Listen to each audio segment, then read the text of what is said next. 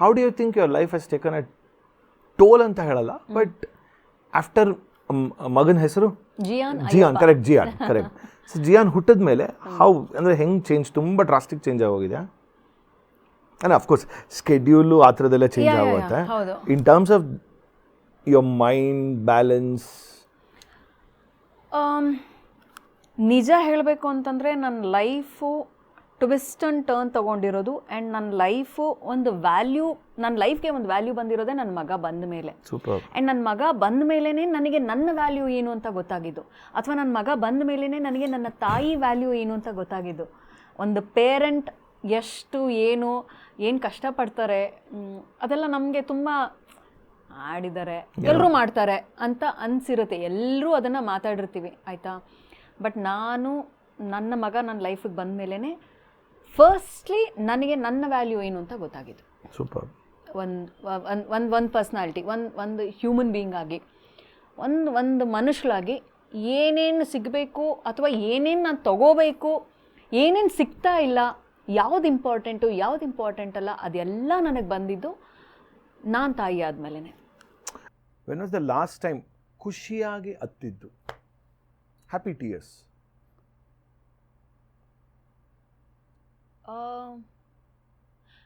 ನನ್ನ ರೀಸೆಂಟ್ ಡೇಸಲ್ಲಿ ನಾನು ತುಂಬ ಸಲ ಖುಷಿಯಾಗಿ ಅಳ್ತಾನೆ ಇರ್ತೀನಿ. ನೀವು ತುಂಬ ಅಳ್ತೀರ ಅಂತ ಗೊತ್ತು. ಅಂದರೆ ಇಲ್ಲ, ಮೊದಲಿಂದ ರೇಂಜ್ ತೊಗೊಂಡ್ರೆ ಇಲ್ಲ ಇವಾಗ. ಬಟ್ ಇವಾಗ ಖುಷಿಯಾಗಿ ನನಗೆ ಎವ್ರಿ ಮೂಮೆಂಟ್ ನಾನು ಜಿಯಾನ್ ಜೊತೆ ಏನು ಸ್ಪೆಂಡ್ ಮಾಡ್ತಾ ಇದ್ದೀನಿ ಮಯು, ದ್ಯಾಟ್ಸ್ ಲೈಕ್ ಯಾರೂ ರೀಪ್ಲೇಸ್ ಮಾಡೋಕ್ಕೆ ಸಾಧ್ಯ ಇಲ್ಲ. ಅವ್ನು ಮಾಡುವಂಥ ಪ್ರತಿಯೊಂದು ಚೇಷ್ಟೆಗಳು, ಅವ್ನು ಇಡೋವಂಥ ಪ್ರತಿಯೊಂದು ಹೆಜ್ಜೆ, ಅವ್ನು ಇಮಿಟೇಟ್ ಮಾಡೋದು. ಈಗ ಅವ್ನು ಹೆಂಗಾಗೋಗ್ಬಿಟ್ಟಿದ್ದಾನೆ ಅಂದರೆ I can see my self. ನಾನು ಚಿಕ್ಕ ವಯಸ್ಸಲ್ಲಿದ್ದಾಗ ನಮ್ಮಮ್ಮ ಹಿಂಗೆ ನೋಡಿ ಹಿಂಗೆ ತಲೆ ಚಚ್ಕೊಳ್ತಾರೆ, ನೀನು ಹಿಂಗೆ ಇದ್ದೆ ಅಂತ. ಸೊ ಅದೆಲ್ಲ ರಿಕಲೆಕ್ಟ್ ಮಾಡ್ತಾ ಇದ್ದೀನಿ ನಾನು ಹೆಂಗೆ ಸುಮ್ಮನೆ ಟಿ ವಿ ನೋಡ್ಕೊಂಡು ಡ್ಯಾನ್ಸ್ ಮಾಡ್ಕೊಂಡಿರ್ತಿದ್ದೆ, ಹಾಗೆ ಮಾಡುತ್ತದೆ ನಾನು. ಮದರ್ಹುಡ್. ಯಾ, ಅವ್ನು ನನ್ನ ರೆಪ್ಲಿಕಾ ಆಗ್ತಾ ಇದ್ದಾನೆ ಜಿಯಾನು.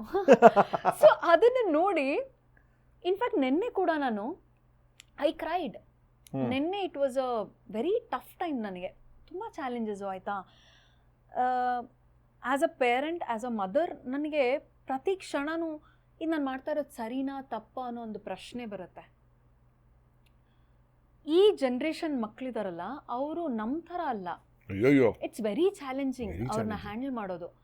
ಆಮೇಲೆ ಅವ್ರಿಗೇನು ಅರ್ಥ ಆಗಿಲ್ಲ ಅಂತ ಎಷ್ಟೋ ಸಲ ಕಿರ್ಚಿದ್ದು ಉಂಟು. ಬಟ್ ಕಿರ್ಚಿದಾಗ ನನಗೆ ನಾನೇ ಸಮಾಧಾನ ಮಾಡ್ಕೊಳ್ಳೋದು, ಆ ಮಗು ಕೇಳಿತಾ ನಾನು ಬರ್ತೀನಿ ಅಂತ. It was me. ನಾನು ಅವನ್ನ ಇಲ್ಲಿ ಕರ್ಕೊಂಡು ಬಂದ್ಬಿಟ್ಟು, ಅವ್ನಿಗೇನು ಗೊತ್ತಿಲ್ಲ, ಪ್ರಪಂಚನೇ ಗೊತ್ತಿಲ್ಲ, ಅವ್ನಿಗೆ ಗೈಡ್ ಮಾಡ್ಬೇಕು ನಾನು. ಅವ್ನಿಗೇನು ಗೊತ್ತಿಲ್ಲದ ನಾನು ಹಿಂಗೆ ಮಾಡ್ತಾಯಿದ್ದೀನಿ. ಆಮೇಲೆ ಎಲ್ಲ ಆದಮೇಲೆ ನೆನ್ನೆ ಒಂದಷ್ಟು ಏನೇನೋ ಆಯಿತು ಮನೆಯಲ್ಲಿ. ಅಂದರೆ ಒಂದು ಸ್ವಲ್ಪ ಮೂಡ್ ಆಫ್ ಆಯಿತು, ಅವ್ನಿಗೇನೋ ಹೇಳ್ಕೊಡ್ತಾ ಇದ್ದೆ, ಅವ್ನಿಗೆ ಓದೋಕ್ಕೆ ಇಷ್ಟ ಇಲ್ಲ. ಅಮ್ಮ ಇವಾಗ ನಾನು ಓದಿದ್ದೀನಲ್ಲ, ಎಷ್ಟು ಸಲ ಓದಿದ್ದೇನೆ. ಇಲ್ಲ ರಾಜ, ನಿಂಗೆ ಎಕ್ಸಾಮ್ ಇದೆ, ಓದಬೇಕು ಅಂತಂದರೆ ಇದು ನಂಗೆ ಗೊತ್ತಲ್ಲಮ್ಮ ಅಂತ. ನನಗೆ ಭಯ ಇರುತ್ತಲ್ವ ಒಂದು ತಾಯಿಯಾಗಿ, ಅಯ್ಯೋ ನೀನು ಹೋಗಿ ಬರೀಬೇಕು ಅಂದರೆ ನಾನು ಬರೆಯಲ್ಲಮ್ಮ, ಮ್ಯಾಮ್ಗೂ ಗೊತ್ತು ನನಗೆ ಬರುತ್ತಿದ್ದು ಅಂತ. ಎಷ್ಟು ಸಲ ಫ್ರೂಟ್ ಸ್ಪೆಲ್ಲಿಂಗ್ ಹೇಳ್ಕೊಡ್ತೇನೆ ನನಗೆ. ನಾನು ನೋಡಿದ ನಾನು ಎಕ್ಸಾಮಲ್ಲಿ ಯಾಕೆ ಹೋಗಿ ಬರಿಬೇಕು ಅಂತ ಕೇಳ್ತಾನೆ. ನನಗೆ ಹೆಂಗೆ ಅರ್ಥ ಮಾಡಿಸೋದು ಬರೀ ಒಂದು ಫ್ರೂಟ್ಸ್ ಅನ್ನೋ ಒಂದು ಸ್ಪೆಲ್ಲಿಂಗ್ನ ಬರ್ಸೋದಕ್ಕೆ 3 ಅವರ್ ತೊಗೊಂಡಿದ್ದೀನಿ. 3 hours I was holding on to my patience. ನಾನು ತಾಳ್ಮೆ ಕಳ್ಕೊಬಾರ್ದು, ಬರೀ ರಾಜ ಹೇಳೋದು. ಅವನು, ಅಮ್ಮ ನಿಂಗೆ ಹೇಳಿದ್ರೆ ಫ್ರೂಟ್ಸ್ ನನಗೆ ಗೊತ್ತು, ಸರಿ ಹೇಳು, ನಾ ಹೇಳಲ್ಲ. ನೀವು ಹೆಂಗೆ ಹ್ಯಾಂಡಲ್ ಮಾಡ್ತೀರಾ? ಒಂದು ಹೊಡಿಬೇಕಾ? ಹೊಡೆದ್ರೆ ಆ ಮಗು ಹೆಂಗ್ ಬರುತ್ತೆ? ಆ್ಯಂಡ್ ಹೊಡಿದಿದ್ರೆ ಹೆಂಗೆ ಕಲಿತಾನೆ? ನಾನು ಯಾವ ಲೆವೆಲ್ಗೆ ಹೋಗಿ ಹೇಳ್ಕೊಡ್ಬೇಕು? ಮಗು ಬಾ ನೀನು ಬರೀ, ನಾನು ಬರೀ, ನಮ್ಮಮ್ಮ ರಾಜ ನೀನು ಬರೀ, ನಾನು ಬರಿತೀನಿ ಅಂತ ಎಲ್ಲ ಥರ ಮಾಡ್ತಾ ಇದ್ದೀವಿ. ಅವ್ನು ಮಾತ್ರ ಬರಿತಾ ಇಲ್ಲ.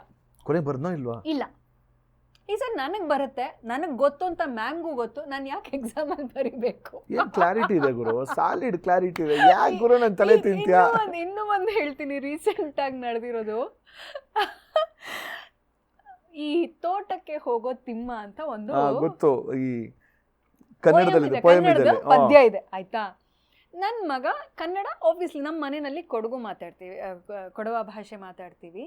ನಮ್ಮ ಮನೆಯಲ್ಲಿ ನಾವು ಕಲಿಸಿದ್ದೆ ಕೊಡವ ಆ್ಯಂಡ್ ಕನ್ನಡ. ಯಾಕಂದರೆ ಬೇಕಾಗಿರೋದು ಅದೇ, ನಿನಗೆ ಕನ್ನಡ ಬೇಕೇ ಬೇಕು, ಕೊಡವ ಮದರ್ ಟಂಗ್ ಬೇಕೇ ಬೇಕು. ನೀನು ಹೊರಗಡೆ ಹೋದ್ಮೇಲೆ ಇಂಗ್ಲೀಷ್ ನೀನು ಕಲಿತೀಯ, ಅದನ್ನ ಕಲಿಬೇಡ ಅಂತ ಹೇಳೋ ಥರದಲ್ಲೆಲ್ಲ ಇಂಗ್ಲೀಷ್ ಬೇಕೇ ಬೇಕು.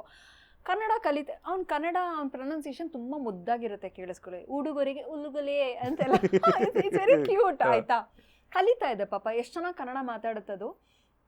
ತೋಟಕ್ಕೆ ಹೋಗೋ ತಿಮ್ಮ ಎಕ್ಸಾಮು ನಿಲ್ಲಿಸ್ಬಿಟ್ಟು ನಾನು ಹೇಳು ರಾಜ ಒಂದು ರೆಕಾರ್ಡ್ ಮಾಡ್ತಾ ಇದ್ದೀನಿ, ಅವ್ನು ಚೆನ್ನಾಗಿ ಹೇಳ್ತಾ ಇದ್ದಾನಲ್ಲ, ಇದೆಲ್ಲ ಮೆಮೊರೀಸ್, ನನಗೆ ಇಷ್ಟ ಮೆಮೊರೀಸ್ ಕಲೆಕ್ಟ್ ಮಾಡೋದು.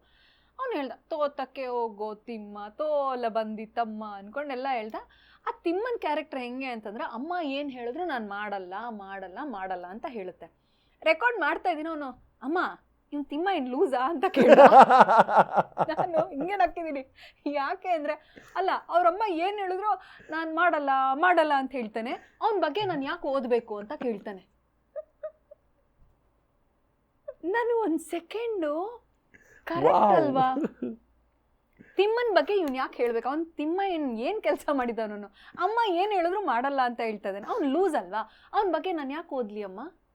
ನೀನು ಅವನ ಬಗ್ಗೆನೇ ಓದು ಅಂತ ನನಗೆ ಹಿಂಸೆ ಕೊಡ್ತಾ ಇದೆಯಾ ಅಂತ ಹೇಳ್ತಾನೆ. ಎಷ್ಟು ಕ್ಲಾರಿಟಿ ಇದೆ ನೋಡಿ.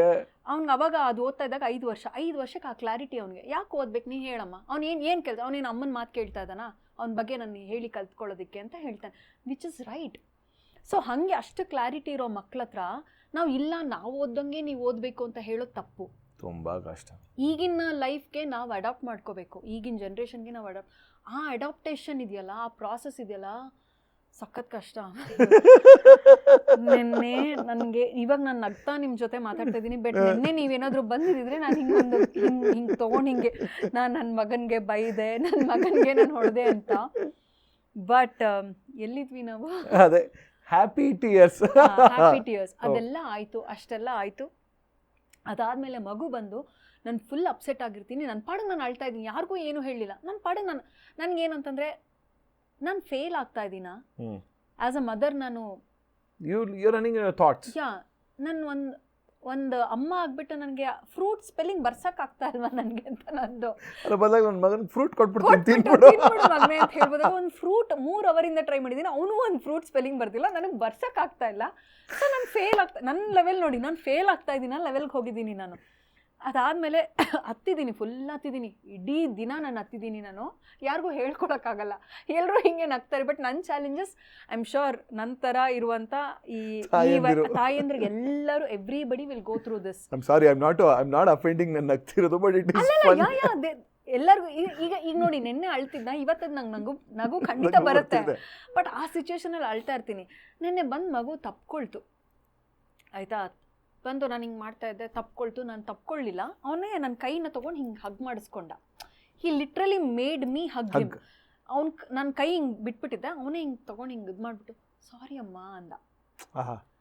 ಅಂದ ತಕ್ಷಣ ಅಷ್ಟೊತ್ತು ಬೇಜಾರಲ್ಲಿ ಹತ್ತಿದ್ದು ಬೇರೆ, ಬಳ ಕಣ್ಣೀರು ಬಂದ್ಬಿಡ್ತು ನನಗೆ. ಯಾಕಂದರೆ I felt my son is just like me ಅಂತ. ಬಿಕಾಸ್ ನಾನು ಇದೇ ಥರ, ನಾನು ಏನಾದ್ರು ತಪ್ಪು ಮಾಡಿದ್ದೀನಿ ಅಂತ ಗೊತ್ತಾದರೆ, ಅದು ಯಾರಾದರೂ ಆಗಿರಲಿ, ಐ ವಿಲ್ ಜಸ್ಟ್ ಫಸ್ಟ್ ಹೋಗ್ಬಿಟ್ಟು ನಾನು ಸಾರಿ ಹೇಳ್ತೀನಿ. ಆ್ಯಂಡ್ ಅದನ್ನು ಟೀಚ್ ಮಾಡಿದೆ ನನ್ನ ಮಗ ಬಂದು ಮತ್ತೆ ಅದನ್ನು ನನಗೆ ಸಾರಿ ಅಂತ ಹೇಳಿದ್ದು, it made me CRY. So ಆ ಥರ ಹ್ಯಾಪಿ ಟಿಯರ್ಸು ನನ್ನ ಮಗನಿಂದ ಎವ್ರಿ ಡೇ ಪ್ರಾಸೆಸ್ಸಲ್ಲಿ ನಡೀತಾ ಇದೆ ನನಗೆ. So you mean to say ನಿಮ್ಮ ಮಗಂಗೆ ವಿಡಿಯೋ ಕಾಲ್ ಮಾಡಿದಾಗ ನಿನ್ನೆ ಏನೋ ಆಗಿತ್ತು ಅಂತ, was they the same? Same connecting dots ಅಲ್ಲೇ ಇದ್ದೀನಿ. ಹೌದು. ಫ್ರೂಟ್ ನೆಕ್ಸ್ಟ್ ಟೈಮ್ ನಾನು ಜಿಯಾನ್ ಮೀಟ್ ಮಾಡಕ್ಕೆ ಹೋದಾಗ I am going to get a box of full of fruits ಅವ್ನು ಪಕ್ಕ ಅಪ್ಪನ ಮಗ ಅಂತ ಪ್ರೂವ್ ಆಗ್ತಿದೆ ಈಗ. ಚಾಕ್ಲೇಟ್ಸು ಏನೇನೋ ಅವ್ರದ್ದು ಚಾಕ್ಲೇಟ್ ಲಿಸ್ಟ್ಗಳು, ನನ್ನ ಲಿಸ್ಟಿಂದ ಬ್ಯಾನ್ ಅದು, ಬಟ್ ಅಪ್ಪ ಮಗನಿಗೆ ಇಷ್ಟ ಅದು. ಎನಿವೆ ಟು ಪ್ರೊಸೀಡ್, ನಾನು ಎಲ್ಲಿದ್ದೀನೋ ನನಗೆ ಗೊತ್ತಾಗ್ತಿಲ್ಲ ಈಗ. Fruits okay.